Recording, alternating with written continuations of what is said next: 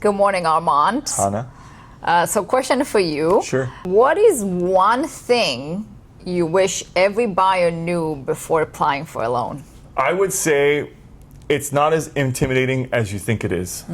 So once you unpack it, you realize there's a lot of solutions and a lot of possibilities. There's a lot of loan programs that have come up in the past 5 to 10 years that have opened it up to a lot of buyers. And if you don't qualify now, I can get you to qualify in 3 months or 6 months or a year from now. So essentially, as long as there's a will to buy, there's a pathway we can plan. What would you say to a buyer that says, oh, I cannot afford a home, or this is not going to happen for me, or interest rates are too high? And Sure. Well, let's unpack each one. Interest rates are too high. Well, let's look at it. Cost of rent is expensive. You're paying, what, $5,000 a month in rent? Whereas a mortgage, it's tax deductible. So you can write that off and make more of a return on the back end, right, after you file your returns. And long term, you're building equity. You're not paying your landlord's mortgage, you're paying your own mortgage. And you can also, the tax deduction is also depreciation on the property, correct?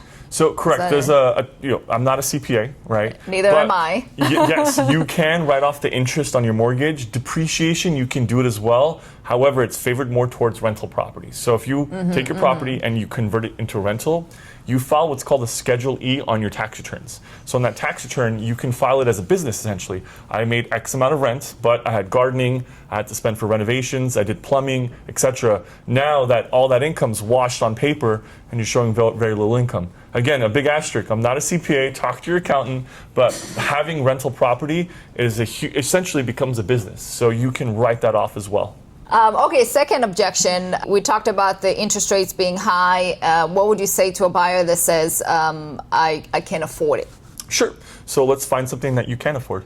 Yeah. So look, if you're looking for that $2 million home that's on a hillside, it's probably not going to happen right now. A lot of first-time home buyers, I always tell my first-time home buyers this. Your first home's not going to be your dream home. It's going to be the stepping stone to get into the home you love. So why not buy a home that's comfortable for you?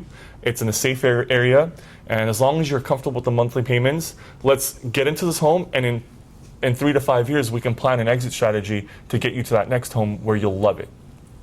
So step by step, build some equity, and then graduate to Graduate to that home that you love.